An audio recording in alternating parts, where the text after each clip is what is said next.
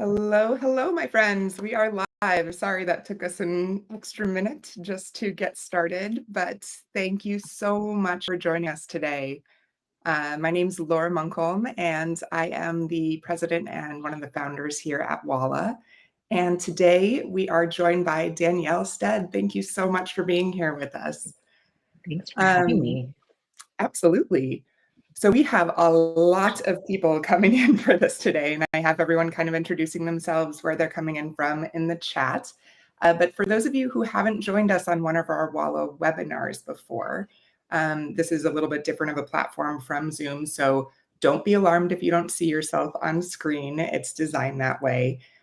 We do most of our communicating through the chat, and it's possible I'll pop a poll in from time to time. So keep your eyes on the side panel, and that's where you are absolutely welcome in this conversation to post your questions, especially as we're going through some of the legal details, because that's why we brought in the expert today. So today we are going to be talking about the navigation of the FTC's new click to cancel rule.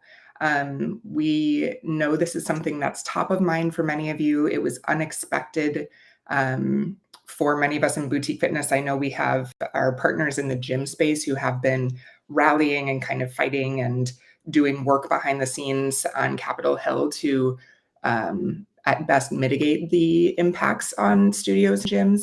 But I think those of us in the boutique fitness world aren't necessarily in the day-to-day political drama behind the scenes.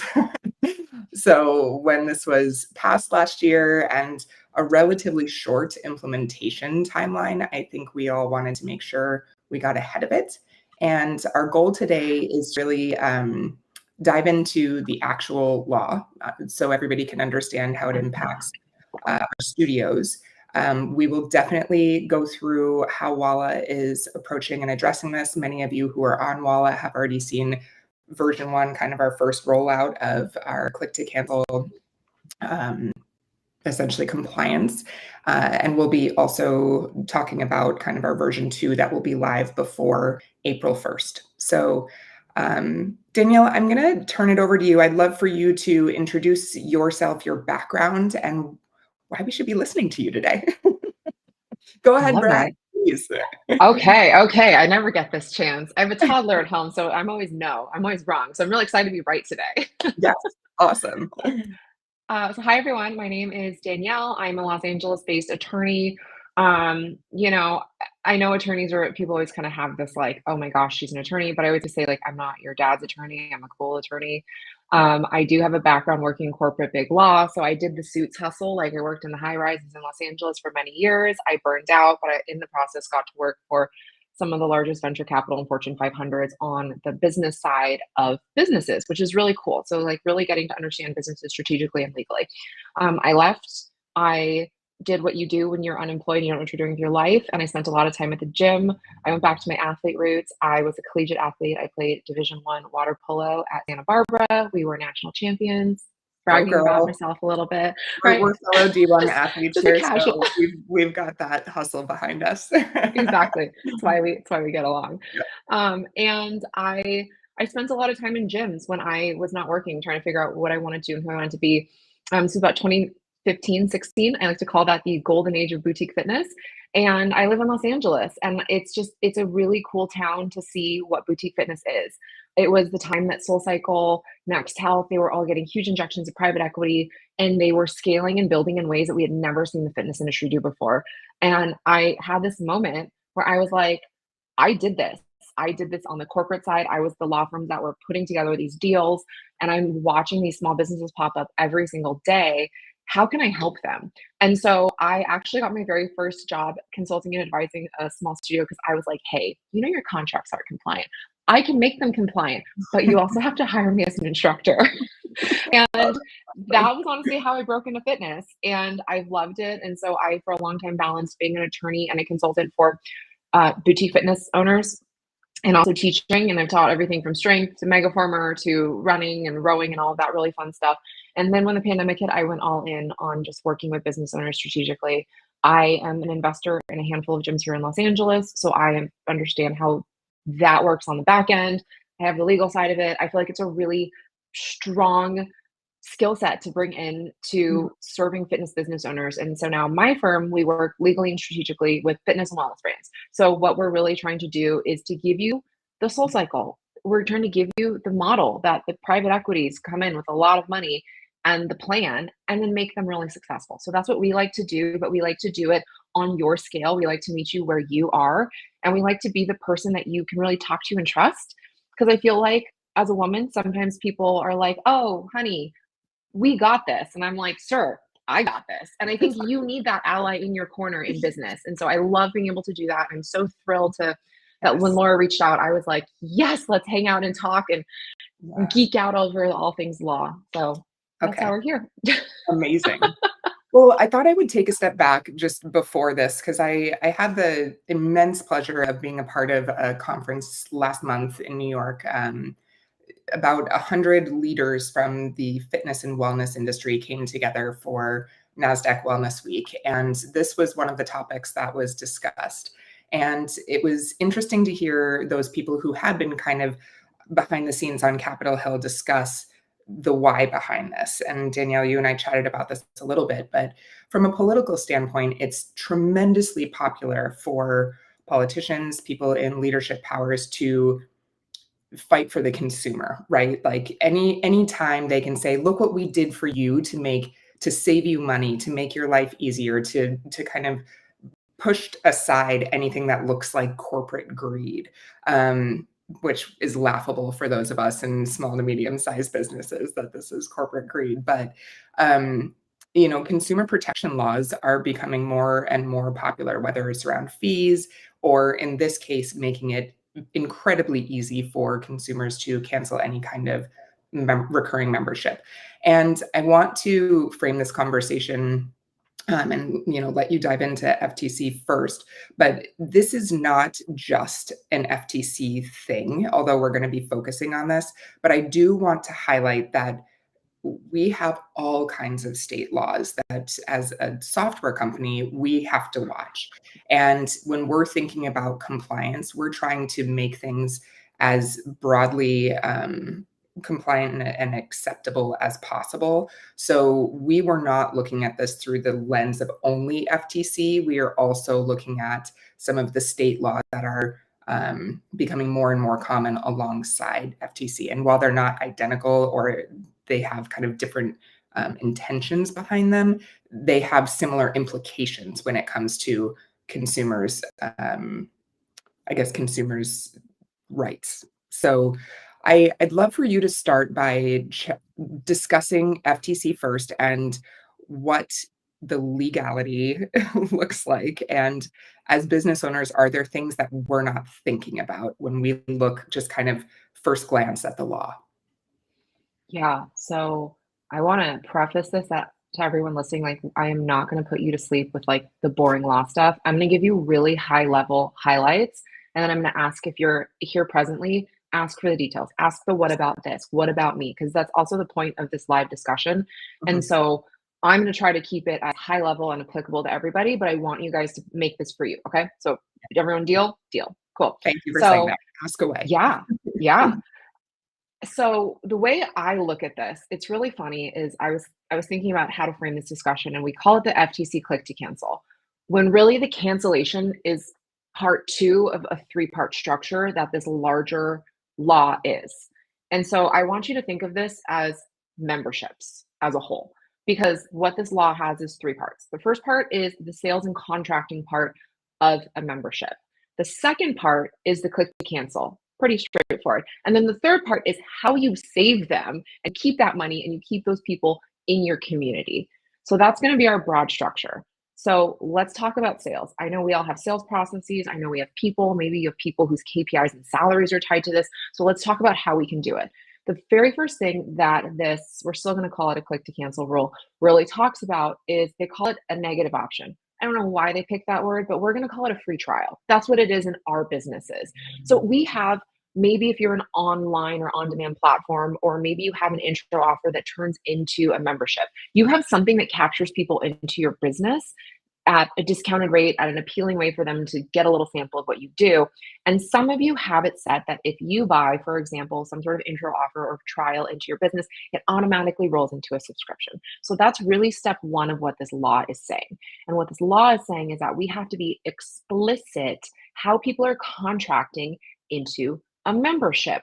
So if they are coming to us and they're starting with a free trial, we have to say, hey, Laura, at the end of this trial or at the end of your 5-day intro offer, you are going to get billed on day 6. And we have to be that explicit in our language. So super duper important how people actually start that auto bill, that recurring transaction that they're agreeing to. Second part of the sales and contracting that's really important, fam, is you need a contract and you need to have a membership agreement or a client agreement or terms of service, however you want to call it, that is explicit to what they are signing up for. Now, we can do it so that it doesn't have to be personal to every single client that's signing up. We can have a general form for you to use, but it actually has to say, I'm agreeing to enter into an auto billing relationship with you. I understand I'm going to get billed on X day every single month. I understand that these are my rights to cancel. These are my rights to terminate. This is my right to jump out of this. And you have to be explicit about it in both the contract, and then you also have to give your members the ability to read the contract when they're signing.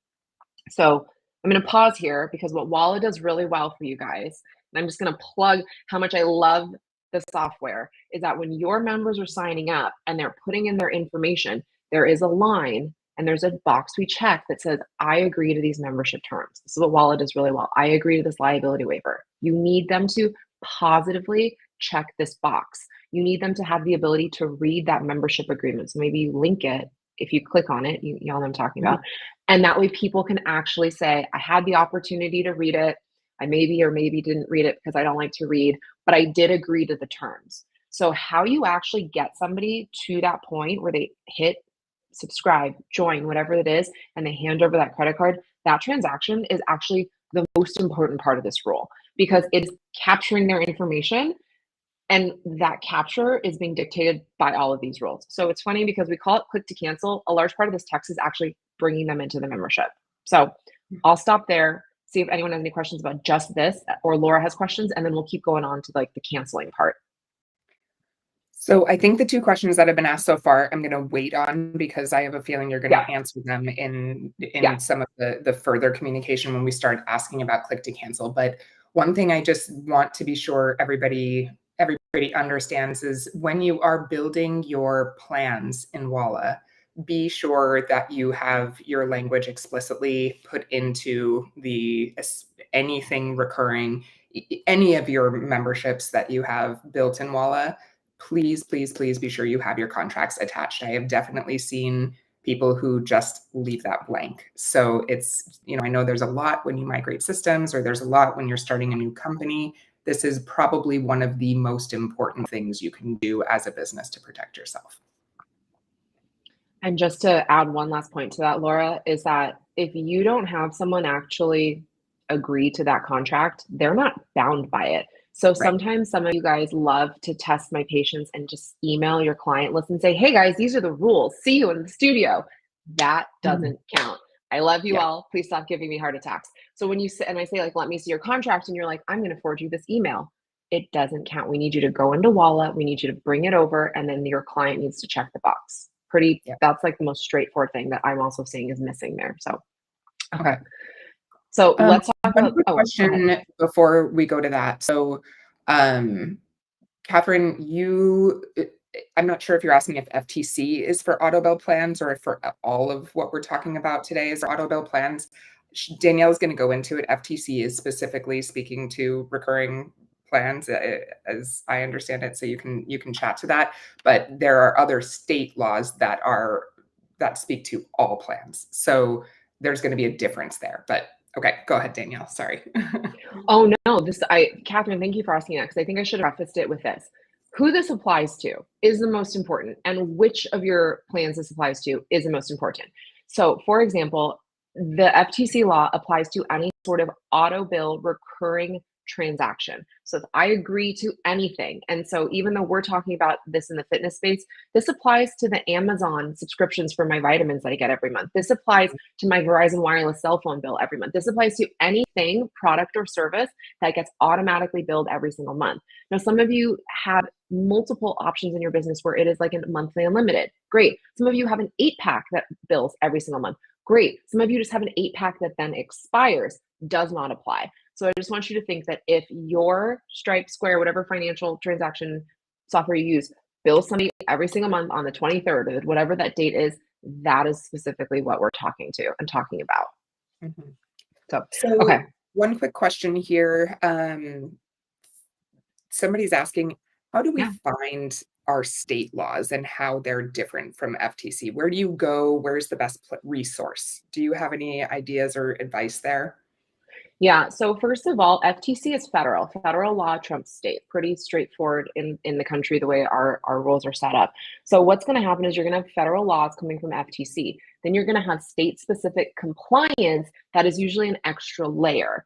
Now, your state compliance is going to relate to, and I'll go through it as we keep talking. But the biggest thing to do if you don't want to, for example, talk to an attorney like myself that is pretty familiar with like the 10 big states that have the specific laws, Google it. Google California fitness studio contract laws. Like it'll come up. And there's been a couple websites I've come across that have compiled the state laws. I have Mhm. not personally found a resource that I'm like, this is the place to go. Yeah. Laura, maybe that's our flag and sign Yeah. that we need to work on that. Yeah, And we exactly. can definitely talk about that offline. But what I would say is if you don't know your state specific laws, respectfully, you need to. So whether you reach out to me and we figure that out for you, or you Google that, Mhm. we got to get that for you. So I would say that's the number one thing to know. However, everything we're talking about today is going to apply to everyone. And then Yeah. your individual states are going to be, like I said, extra requirements to Mhm. layer on. Yep. Okay. Yeah. Yeah. And then Sheila, since we're talking about contracts, let's talk about your client asking for a contract. So there's a couple ways to set this up operationally. I'm sure Laura, you have some ways to do it. So why don't I let you chime in and Yeah, I'll chime I was in. going to say, let me share my screen really quickly. Your clients always have access to their own contracts, period. It's something that we do because we want to make sure you don't have to get bogged down in those requests. So let me just show you quickly. When a client is in their account on our widget, so up at the top when they're logged in, it'll say manage account. If they go to their credits and plans, this is obviously where they're going to be click to cancel. Currently, we are adding it to the app very, very soon. But you can always view your contract right here. I don't have, this is a demo site, so I don't have a big contract in here right now, but this is where the contract language will be.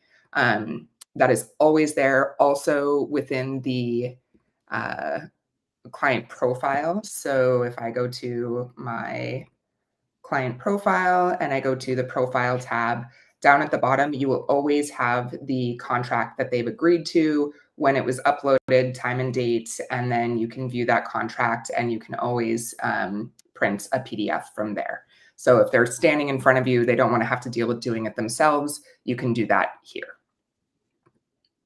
Cool. Okay. I love that.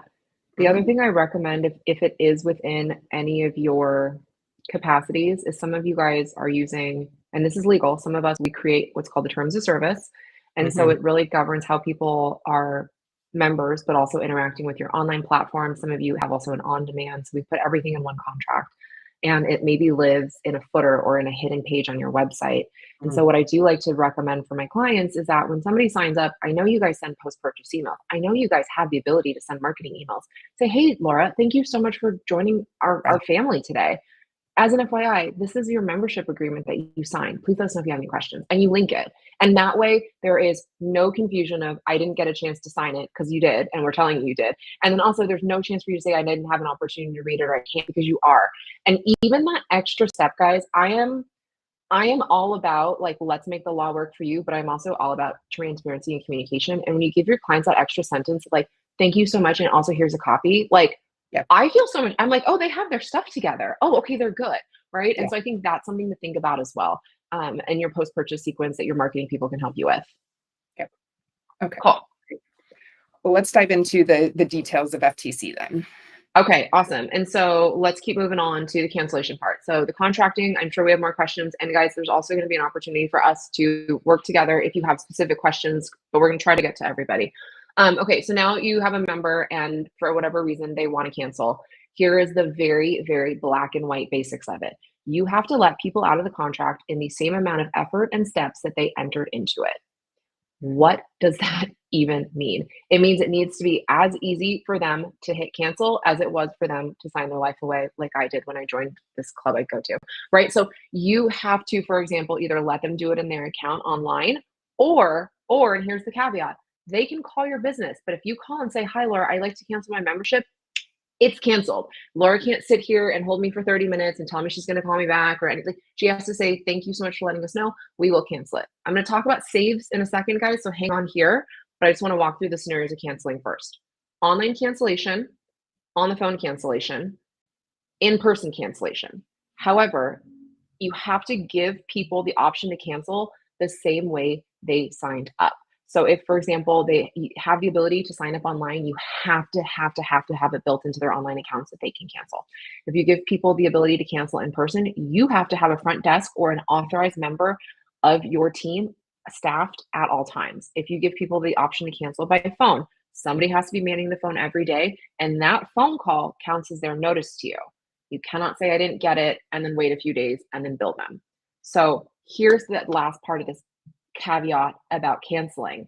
You cannot anymore require 30 days notice. You cannot anymore require 15. You cannot require, because they cancel, that is their notice. They're still going to be billed and have access through the end of their membership. However, the date that they cancel is the date that they are done. And so long as it is before their next billing period, they are out. That's a huge change for us. I know. Okay, that is so the 30-day notice or whatever it is. So if you require in your contract, if you say we require 30 days notice, are you saying that's not legal anymore? Correct. Correct. Wow. Okay. So what's the most important is billing dates, because technically the billing date is the financial transaction is what we care about the most. And so let's just say I am on a first of the month transaction. If I call you today, Laura, and say, today's February 21st, I know my contract says 30 days, but FTC says now I can just call and cancel. I'd like to cancel before my March 1 billing. You have to accept that. You can, like I said, do save tactics. There's other things to do, but you can no longer say, oh, you needed to give us a 30-day notice, because now I can't do it online to instantly cancel. I have to call you. I've now made this harder than it was to pay for, and I have to wait 30 days and I get hit for that extra billing cycle. So that is where they are saying, can't do it. Interesting. Yeah. And it does seem like the law is pretty clear on you cannot try to save them once if they signed up, click to cancel, or I'm sorry, they signed up online, clicked a button, bought, they have to be able to cancel without you stepping in and saying, hey, wait, we'd love to downsell you into X, Y, or Z. So from our perspective, the research we've done is that now you're part of the reason essentially we have set it up in the first place to say all they have to do is click that cancel button online. They don't have to do anything else. It's now on the studio to enforce any kind of early termination policy. So if they signed a contract that was 12 months, for example, and said, yes, I am buying a monthly unlimited membership for 12 months, they are bound to that 12 months. But you can say, okay, great, your contract will be done after those 12 months. We will not bill you again after your contract is over. But you can't step in and say, oh, wait, but what about our 8 times a month after that 12 months is up? Would you like to try that one instead? Correct? So yes and no. So Okay. what they flat out said in the final ruling was that you can save, but you cannot make it unreasonable in how you're offering to save the membership. So there is this huge gray area right now Yeah. about pauses, freezes, and tier adjustments. And they promised us they would let us know, and they haven't still. And so where I stand on this, and I see the comments, guys, and I'm going to say this as like Mama Danielle, so please just take this with all the love. If your clients are going to cancel, don't fight over what day they called or didn't call. If your clients are going to cancel, figure out in a very simple conversation, what was it about this that you can't make it work, and can we make it work? And if in that 2 minutes, if that's not the answer, then that's okay. But what it really comes down to is everyone's technically supposed to make it easy and a click. They're giving us the opportunity to do phone calls and in person. Let's not mess that up for everybody. Let's Right. not take that extra that we've been given and say, but my salespeople, if they have the ability to click online, you cannot force them to go in. If you have the ability to go cancel online, you cannot force them to call you to try to save it. They have Right. to say, go online and click this. If you would like to talk to us about adjusting your membership, we'd be more than happy to. Yes. Call them the day after and say, Laura, I saw you canceled your membership. We're really, really sorry to see you go. We'd love to talk to you about a pause, a freeze, a tier adjustment, anything to keep you within our family and community. What would that look like for you? And if they don't reply, they don't reply. And if they don't call you back, they don't call you back. But what we don't want to do is start nitpicking people Yeah. over this is when you canceled versus not, or this is when I got your message, or nobody was at the front desk because they were in the back. Like, we can't do that. Like that at that point, like we're all going straight to jail. So my biggest thing to answer your question, Laura, is we are allowed to save in a reasonable way. Hmm. Reasonable is such a fun word because, Hmm. gosh, That's like look interpretation. at it's very broad, it's very gray, right? So we're Mhm. still waiting for some exact guidance. There is no like you have 5 minutes to talk to them guideline. You have 2 weeks before you can talk to them guideline, right? So what we can do is, in my opinion, and I'm sure your expert opinions also, is we can have a quick and reasonable, how can we save this? Is there anything we can do? Think about it and get back to it. We can say that to people. And I think that is really all we have right now. That Yeah. said, I'm going to also like really add on to this. I know you have their email addresses. Don't spam them. Don't email them every day. Don't send them like sales emails nonstop. Don't turn your like salespeople onto them instantly. And I'm getting these questions not just from you guys. I'm getting them from like the big bigs. I'm getting them from individual consultants. Like, how would you want to be treated in this moment? Is how you should be treating your clients, not how do I save this one membership for revenue purposes. Got it. Yeah. I mean, I will say from a bigger picture, I think this, it's asking us all to be better business owners and accountable for our products. There are always going to be people who don't love what we do, and that's fine. It's definitely not um, ideal because a lot of people wax and wane with their commitment to whatever wellness practice they're in. Um, but I will say here, because somebody's asking right now, what happens if they cancel after hours? I would love to hear your thoughts on that and just get, are there ways we can say, sorry, this was time stamped at X time. We didn't receive until whenever, or what is your guidance there? Yeah, so the one caveat here is that you cannot require that the cancellation must be done live and in person with no other opportunity to cancel online. Hmm. So if somebody calls late or somebody goes in and the club is closed, they have to still have the ability to go in online and cancel it. Okay. And that's a really important caveat here because I know everyone's going to say, well, everyone has to cancel in person still. You cannot require that. We cannot require in person, live representatives, chat bots, anything. You either have to have an online option and or just an online option. Yep. And so we're given those opportunities to call, we're given those opportunities to come in person. Um, but that Just, doesn't yeah. exactly. Okay. But to So one also thing, oh, oh, go ahead. oh, I was gonna say, however, Joanne, to answer your question, if they forgot to cancel and then they got billed, they forgot to cancel and they got billed. You don't owe anybody a refund. You can be a nice person and you can prorate it. You can have that discussion with them. But if my membership renewed yesterday and I forgot to cancel it, I'm in it for another month and I can be grumpy about it or I can do something about it and we can all turn lemons to lemonade. You are under no obligation to give them a refund. How you choose that is obviously a very larger karmic discussion. I feel you. I get that all the time. Yeah. So I want to just take a step out and talk about the back end of Walla for a minute, because I think everybody's like, oh gosh, what if this happens after hours currently? And to your point, whoever brought that question up, nobody's there looking at Walla or getting that email at midnight if they're about to bill at 3 a.m. the next day, right? Um, Before compliance date, FTC compliance date is live, and I'll let you speak to that. It was April 1st. I think it's been pushed back to 14th. Yeah. So May 14th, or is it April 14th? April 14th. Yeah. Yeah. So before that date, we are going to have two different options in the software for you. You can continue with the way it is right now, where you are notified that someone has canceled or essentially requested to cancel. In their mind, they've canceled. They don't have to do anything else.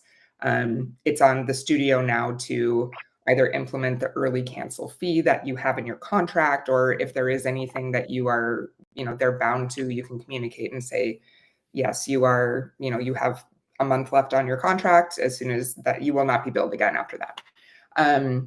But you're going to be adding another option before April 14th that is a flat out cancel. You don't have to do anything on the studio side. It will give them the option to cancel immediately. And if there is an early termination fee, there's an early termination fee that's charged. If not, then great, they cancel. It's done. You don't have to do anything. You just see them pop up in your cancellation report as canceled. Now, the reason we are keeping both options is because of the state laws that some of you will deal with that require different things than FTC does. And so that second option that just cancels may conflict with some of the or I'm sorry, yeah, it may conflict with some of the state laws. So we are letting you make that decision for your business. And the first version that's out there right now is really, it is absolutely compliant for the studio, because the client doesn't have to do anything else. It's on you. But for those strange incidents or whatever where somebody cancels at midnight, you're not going to see it till 3 a.m. You might feel more confident with the one that actually does cancel the plan. So I'll pause there for a minute. I want to go into this because I think this is something that's caused a lot of confusion. I know you said the 30-day notice is not going to be allowed, but what about a lot of studios have month-to-month billing, but a 12-month contract, a 4-month contract, a huge discount to say I'm signing my life away for 2 years with you. Talk us through that. Yeah. So really simply, contract law trumps here. So contract law says if I enter into a 12-month contract that is going to bill me in 12 segments, it's still a 12-month contract. Mm-hmm. So if I want to cancel at month 3, I actually have already agreed to all 12 months. Yeah. So very, very simply, if you are on a month-to-month, they can cancel at the end of the month. If you're on an initial 3-month term and they want to cancel, they have to pay out that 3-month initial term. I know that's very popular right now too. If you're on an annual, you are on an annual and you are stuck to those 12 months. Okay. In practice, what do? We give people an out fee. In practice, I have seen and I have worked contracts where clients say, listen, you're going to get a great deal by signing up Black Friday deals. You're going to buy a 12-month contract right now. If you want out, you have to pay us back the difference of the discount we gave you. And for some people, they're like, got it. And other people, they're like, nope. And they trudge it out. But if you sell a 12-month contract, April, they are in it to win it for 12 months. And then here's the other really fun part, guys, is that you all probably are part of various vendors, softwares, who this applies to as well. I use Canva in my business, as a lot of us do as small business owners. Canva bills annually. I did not even get an email from Canva telling me that they were going to be billing me annually. That is technically okay. Business practice wise, that didn't feel great when I was just like, huh, what? And my ops person was like, what is this charge? But I'm on a 12-month annual billing, and on month 13, I got billed. So for those of you who do have clients on that, I would strongly recommend that your sales or operations person keeps an eye on it, because what we don't want, and this is where we want to be good business owners, is we don't want people to be surprised that their billing date is coming up again, or their contract date, is coming up again. And now they're stuck in another 12-month contract. And so FTC did us a huge solid by saying that we actually don't have to give them that heads up. But I think as people, we want to be better than that. And we want to actually give our members that heads up. So April, when that client is at month 11, just a friendly reminder, hey, you're going to end up at the end of this getting charged again for another annual. We'd love to have you here. And then, put all your magic words in there from there. Awesome. So a couple other questions came in. Stephanie, to answer your question, so if they hit cancel, it will automatically cancel the plan. Yes, that is the second version of click to cancel that we will have released, you know, before early April. So you will have both options in Walla, and we'll be announcing, giving you lots of content on what each one does, the details behind it, and then you make your choice as a business owner which one you would prefer to use. And if you didn't see already, there are settings plan by plan to allow people to cancel online or not. So within Walla's plans, so we allow you to do it for all plans because of some of the state regulations. Like there are cool off periods, which we can discuss in just a moment, but you can now enable this on a plan by plan basis in Walla. So when you go in to edit any plan, that is an option. And that's where you'll be able to decide between the two once we launch version 2.0. All right, so let's see if there are any other questions that I want to make sure we get to. Anything you see that we haven't covered yet? Yes, Sheila, Walla does notify clients on their upcoming billing. That's, I mean, you can turn that on or turn it off. It's one of our automated transactional emails that we default to on. So if you've never touched it, we are notifying people that their next billing cycle is happening. One of the topics we haven't hit on that's also really big in this law is called cooling off periods. So I thought it would be like a real quick hit just to go through what that even means.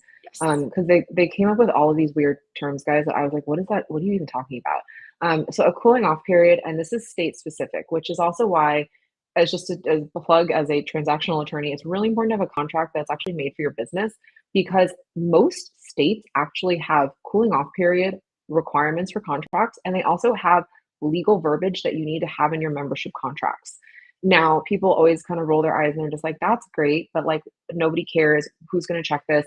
If you then have somebody from the local government that gets your contract, it is like a $10,000 to $15,000 fine per contract to not have it in. And FTC said that it is a $51,000 violation to violate these click to cancel rules that are coming down. And like they like to do, they always like to make an example of people at the very beginning to be like, we're serious, follow this.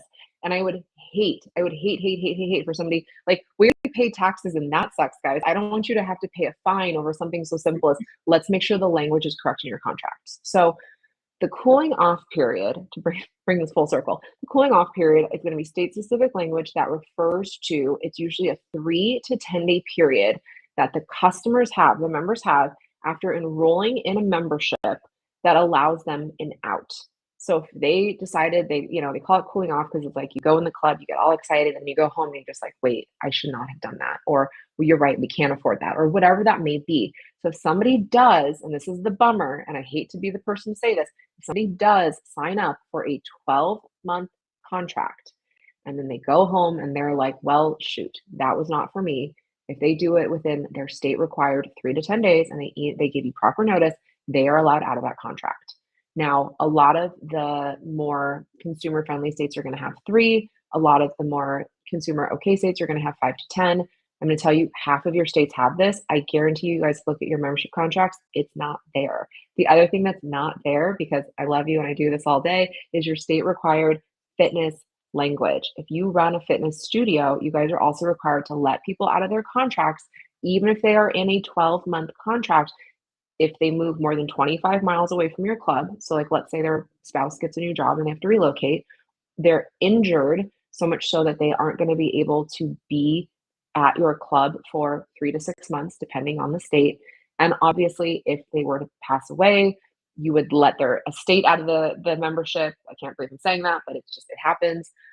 So every state has different requirements about that. And what the FTC is really hammering down on is that we have to call those out because this is a very consumer friendly law, and we have to give people the ability to exit if true circumstances exist that they should be able to exit.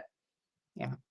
I know we laugh about that, but there are like politicians love to call out those like horror stories of somebody somebody's family being charged thousands of dollars after that person died by their gym.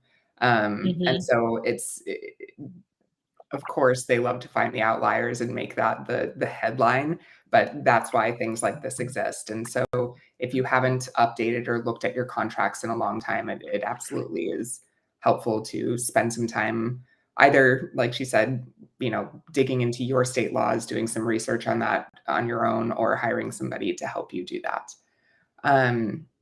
So I actually, sorry to double click on this, but if you mentioned earlier contract law trumps this, or trumps something. I'm not an attorney. So if you had in your contract that it's a month-to-month membership, but it requires 30 days notice, that still is not allowed anymore with CTC. No. So unfortunately, I always tell people we can write anything into a contract, but we can't write anything that is like actually conflicting.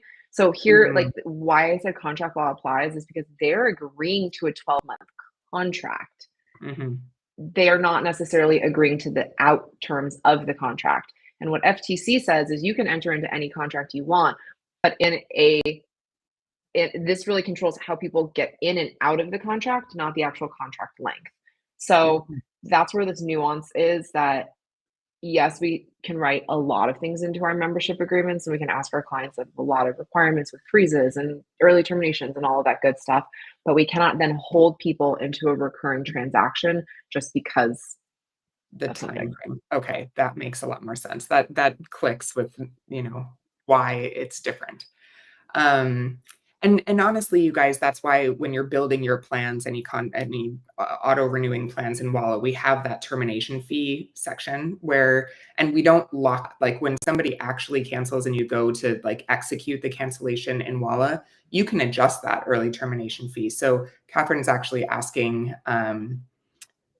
can you adjust that essentially? There's no auto adjustment, Catherine, for the length of time you have left, but you can adjust it when you get there. So if you say it's a $500 cancellation or early termination fee or whatever the number is, you can give that language in the contract that it's going to be equal to X months, and then you can look at how much they have left and enter that in. Um, Daniel's asking, do you have to prorate the day of termination, or can you make it something like one whole month, even if they cancel on day 3 of a new month?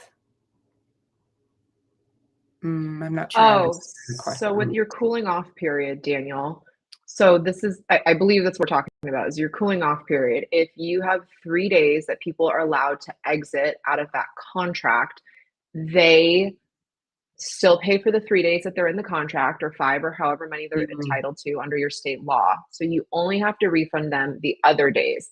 And if they cancel at noon, it's not a half a day, it's just a whole day. So just say there's 31, 28, whatever, how many days in the month. If that's the day, it counts. So day one, day two, day three, they still come to you. You still charge them for those 3 days, and then they get the refund for the rest mm. of it. Oh, that's a really I good think clar that's what you're asking. yeah, that's a really good clarification. So when you go to refund, if somebody purchased something, when you go to refund, just don't refund the entire thing. You can do the math and prorate, like refund the prorated amount. Okay. Um, if we have 30-day written notice in our current contract, are we now required to take that out and send new contracts to all of our members for their signature? So this is fun. So what I've been working on with a lot of our clients, and it's funny, actually, I'm going to finish a set of clients after this who's on Walla, is what we're doing. And Laura, I would love your support in explaining this structurally and like infrastructure wise, is we are updating her contracts in general because this was a really good opportunity for us to say, she's in California, you're not California compliant. We're going to add in some nice freezes for members. We're going to just up our studio terms. Like we're making it just a better, more protective and personalized contract to her business. And then we're also changing the membership things. So what we're doing is we are actually sending out an email because we are all about transparency, and we're sending out an email to our clients. We're saying, hey, we've updated our membership terms as part of our glow up of our business. Choose the words that feel right to you guys. And these are 3 things that we really want you to be aware of. And because we're updating it and we're really like making sure everything's clear, we're going to ask that everyone re-signs this next time you're in your account. And so what she is doing is that she's going to send an email, and we are going to have like 4 main bullet points of what's new. And then the click to cancel is going to be one of them. And we're going to say, you now have the ability to cancel your membership in your account. And that's all we're saying. We're not giving people details. We're giving them like 5 words. You can now cancel in your account. Cool. That's all they really need to know. And what her members are, and what she has set up in Walla, and Laura, I'd love for you to talk about this, is that next time they go to book a class or when they come into the studio, they are just being asked to re-sign. So could you talk more about that for us? Yeah, so as part of this rollout, we are giving a little bit more kind of broad way to do that. I am going to follow up with this and give you guys kind of a step-by-step once I've got some visuals for you. But currently, yeah, it's essentially selling them either selling them a new plan with an updated contract, or emailing it out to everybody as part of everybody who's on this membership. We're updating our policies and our contracts. Happy to review this with you in the studio, but I'll give you guys a clear answer on that once I have some visuals of kind of the new process. Okay. Is there any law about changing plans, like someone changing from unlimited to 4 class? Are we able to require a certain notice to change plans? Well, that's an interesting question. Yeah, you're right. People do change plans all the time. Is changing the same thing as canceling? So if I, Stephanie, am on an unlimited right now, and then I decide I'm not using it, so I just want to drop down to like 4 times a month, I would say that the billing date of the unlimited is still what trumps the change. You can decide individually, but you don't have to let them change their billing mid-cycle. I think the real thing we want to think about is the billing cycle is kind of what's dictating, and then we can make those exceptions for clients. But if let's just use big numbers here just to play around. Let's say I'm paying $500 a month unlimited, and halfway through I decide I'm never coming. I just want to drop this down to a 4-pack and it's only $100. You don't owe them a refund mid-month. You don't owe them a prorate in anything. You can say, we hear you, we'll switch it over the next month. Now you might want to do that for them so that like they feel good and they're happy and they come back. You are not legally obligated to. Okay. That's helpful to know. Okay, awesome. Natalie, I'm gonna our product team is going to be releasing a ton of content on the kind of 2.0 version. So you'll be receiving all of that. I'm not going to go into tons and tons of detail because I don't have visuals to show you guys right now on what the process is going to look like. But please, everybody, keep an eye on the product portal in Walla because that's where we will be announcing all of that. If you are not already on our newsletters and release emails, I would highly encourage you just pop into the support bubble and say, hey, I want to make sure I'm on this list. You can do that. Or if you have somebody you want to add to our release list, you can request that as well. So couple other questions. Danielle, from your experience, when a studio sends out new contracts to all current members, does the studio usually see a larger than usual uptick in cancellations? Great question. No. Like, this is like when you guys raise your rates and you're so scared that everyone's going to leave you. Cause like I feel that way too. Trust me. No. Like if I'm being very honest with you, and I shouldn't say this, like most people don't care. Most people are like, great. Or they're like, oh, I clicked to cancel, whatever. Like I'm already thinking 17 other things about daycare and work and gym. And like, I'm like, oh, I need to sign a new contract. Bloop, bloop, bloop. I trust you. And I think that's also, I keep going back to like, how do we want to show up for our clients as business owners? I think when we're transparent, we're like, hey guys, we invested in like protecting our studio. Hey, we're making sure all the policies are really clear for you. People love that. I love it when studios I go to are like, this is our new late cancel policy. I'm like, thank you for telling me, sign my life away. And I know that I'm an attorney and I'm weird, and so maybe I'm not the norm, but what I will tell you, Kathleen, is that I have not had a single client come back to me with like a fist being like, I lost all of these clients. Quite the opposite. People are like, oh, we're really happy that you have clear rules now. You know, like I think most of us, especially with boutique fitness, like classes are full. We want to make sure we can get in. We want to make sure the people that want to be there want to be there. Like most members are just happy for you when you make those steps. Yeah. Yeah, absolutely. I think, big takeaways here for me and hopefully for all of you are, this is an invitation to get a little bit more clear in our businesses about our, protection and making sure that we're in a good place legally, but also our clients want us to be in business and thriving. They love coming to our studio. This is really a positive for everybody. Um, I think unless anybody else has questions, I'm hoping to just kind of wrap the container around some of the big questions we answered today. First things first, FTC is different than some of the cool off periods and state laws that we have. So please make sure that you understand and do your research or hire somebody to help you with research on your state laws. But the FTC rule is about recurring plans. So this is anything that is going to be entering you into a contract saying, yes, I agree to have my credit card billed. The other thing is just be mindful, especially for those of you that have like an intro month or a free month or a free week that rolls into whatever it is that rolls into a recurring plan, because that is oftentimes, people don't necessarily know or they go through that process quickly and they don't realize what they're doing. So having that be crystal clear in either a follow-up email of some sort, Danielle's recommendation, having some sort of like, thank you for signing up for this. Here's what you are agreeing to. That's really easy to set up in Walla. That, based on a purchase, you can have a specific email sent out. Audiences can be run. You can even have, like, if you want the personal touch on it, you can even have an audience that your front desk is, sending a quick text message to your people who just started saying thank you, and perhaps linking them to the terms and conditions, like you mentioned, Danielle, that you have on a hidden page or wherever you want to keep that. The other piece is that your contracts are enforceable. So if it is a 12-month contract, if it's a 3-month contract, somebody agreed to that. Essentially, you can charge a early termination fee, but they are required to pay through that contract, but you can't require additional notice on top of that to cancel. So if they are the 30-day notice period, the 90-day notice, whatever it is, that isn't enforceable with this new ruling. Did I say that correctly? Yeah, I'm like taking notes here. I've been listening to you talk about this a lot. I'm feeling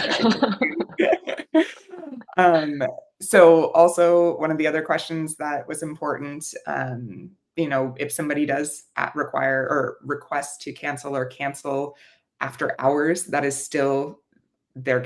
You still have to be canceled in order to be compliant with this law. So with, again, version kind of 2 of Walla, that'll happen automatically if you wanted to. If not, that's just on you to have your processes set where you can have that canceled, or you will immediately refund them if the payment goes through before you have a chance to. Compliance, or when does this take effect? So it technically, I think in the law said January 1st, but you have until April 14th to have this ready. Yes, that's the more clear and accurate question, is that we technically should have had this already, and you are going to start getting in trouble on April 14th. It's kind of like taxes. Like, when are your taxes due? As soon as you can get them done. But when are they due? Isn't that tax day actually? Wait, But it's the similar concept, guys, that like the sooner you can get this implemented, the better. And then after that, I really strongly feel, just based on what I've heard and what I know, like they're going to start finding people just to make an example of it. They did it with the non-competes a few years ago. Like, they just like to be like, we're serious. And you're like, great. So don't be that person, I don't want that for you. Yeah. One more clarifying question. If we don't allow people to sign up through email, do we need to allow them to cancel through email? Well, you shouldn't, Stephanie, let people sign up through email. Do you mean like on Walla? I think she's saying, like, if we don't allow people to say, like, hey, I want to buy a membership as an email, then we don't need to allow them to cancel through email. I'm guessing that's your question. So I'm what? saying it in double negative right now, so it sounds weird. So I guess what I'm reading, Stephanie, and like feel free to drop this in the chat to clarify it for us, but some people email having issues signing up, so we help them through the email. Okay, so at that point, Stephanie, what I would also strongly encourage is you're not taking credit cards through email. So you probably need them to call the studio at some point. And then it's technically, if they're having problems signing up online, it's still considered like an online registration. And again, we can't just require people just come into the studio to cancel. We can't require, right? Because we can't require a live representative. So if that Mhm. is your situation, like if they couldn't sign up online because they're having issues for some reason, they're still able to cancel online, but we can't require that they just email in to cancel or call in to cancel. Yeah, I think that's a little bit of a nuance. If you're allowing people to book online or to, I'm sorry, buy online, that's really what we're talking about here, is that they can cancel online as well with clicking a button that says cancel. The last thing I just want to call out as like a absolutely, important part of this rule is that you can't require that they talk to a person or go through some sort of an offboarding process in order to cancel. There's no requirement that they talk to somebody that in order to execute the cancellation. The cancellation has to be able to happen as easily as they purchased online. So you can, as Danielle said, after somebody cancels, just say, hey, we'd love to hear your thoughts. If there's anything we can do to keep you, that would be great. But if they don't respond, they don't respond. The cancellation still goes through. You can't require a response from them to actually execute a cancellation. Katrina, we sign most people up right at the studio, and our requirement is to email to cancel. If we remove the 30-day requirement, is that okay? But do you allow people to buy online right now? On top of that, I think that's the question. If it's possible to buy online, you have to allow everybody to cancel online.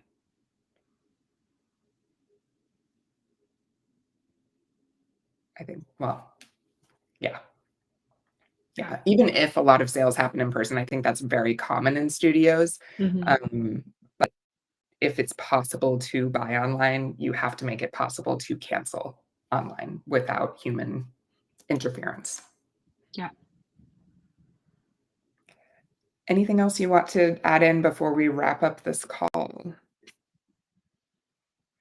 I feel like one of the big parts of this is it's a great opportunity, and I'm sorry to sound so happy, but it's a great opportunity to look at your sales process. It's a great opportunity to see how you're also dealing with false cancellations. And it's just a chance to fine tune things. And I know tons of studios who've always only allowed click to cancel, and their numbers are amazing. And I have new studios who made this transition in October because they were like, well, let's ride. And they've been fine. And so I know it's scary when like change sucks. Like we all don't like it, right? Like and so it feels like, oh my gosh, the ground is being pulled a little bit under us. But I really, really, really truly believe like take what we've shared with you guys today. We can work together to update things. And you're gonna see like, oh, this is actually like a really smooth process now. And this is actually gonna be really okay. And you're also not gonna lose people. Like you're just people love you already. And so just adapt like we keep doing as small business owners, but like you guys are really, this is like a great thing for all of us. Yeah, awesome. Fantastic. One last question we've got. We'll take 1 minute if this is a quick one. What if someone tries to cancel, but they didn't know they could freeze a membership instead of just canceling? Like they're on vacation or they're sick. Are we allowed to say, did you know you can freeze before the cancellation is completed? Yeah, Chelsea, great question. So we maybe skimmed over this, but we did say you're allowed to offer to pause, freeze, or tier adjust. And it has to be like a one sentence offer. So if someone comes to you and they're just like, I'm just not coming unlimited number of times, you're like, hey, Danielle, how about you just come 4 times a month? We could do this for you. And that's really all you can say. I would say, I'll think about it, or yes, no, and then just say, come back to us. Right. Well, then what you can do, Chelsea, is if they do decide to actually cancel, like let's say they cancel, you can try to recapture them in a few weeks or months and say, hey, I know like you were thinking about coming 4 times a month instead, or you can sell them packages. You can do that type of thing. But you're absolutely allowed to. And a huge thing also, Chelsea, is make sure your client agreement talks about freezes and what that means. And when memberships like automatically freeze, and Laura also can address this, they'll automatically unfreeze. And when clients can expect to be building and like all of those good things that we care about. But I know Walla allows you to do that on the back end as well, correct, I'm Laura? sorry, say Yeah. that one, just that last piece one more time. The freezing part, so if I went into my Walla as the business owner, I could freeze someone's Yeah, account and then it yeah, would yeah, yeah. automatically unfreeze. Yep, yep, yep. Yeah, you can set time frames or, you know, specific dates, and it's super. We actually give you like the copy to send to the client on when their next billing date will be and how many days it's frozen, so it should be really helpful. Awesome. Okay, well, we really appreciate everybody joining us today. Danielle, thank you for your wisdom. You know, I think this is going to be an evolving conversation. And please, everyone, use Danielle as a resource. She is fantastic to lean on when it comes to the ever-evolving world of legal fitness, you know, regulations. And we're here to facilitate that conversation. We're not lawyers. We have a great person here who is. And the other thing I was just going to mention while I've got you guys on, we actually have a fantastic webinar next week with Eric Tepper from Selling Wellness about churn and retention and essentially bringing this topic up, how you can practically keep people rather than panicking about this law that we actually start at the beginning, like Danielle said, in our sales process, and do the work proactively so that we're not here, you know, dealing with tons of cancellations because we weren't paying attention in the first place to those folks. So we've got a very exciting AI project we're launching in Walla around churn, and Danielle got to hear a little bit about it, but we're very excited to give you guys a sneak peek. Okay, I hope you all have a great rest of your Friday. Thank you so much, and we will see you next week. Bye, everyone. Bye, guys. Thanks for coming.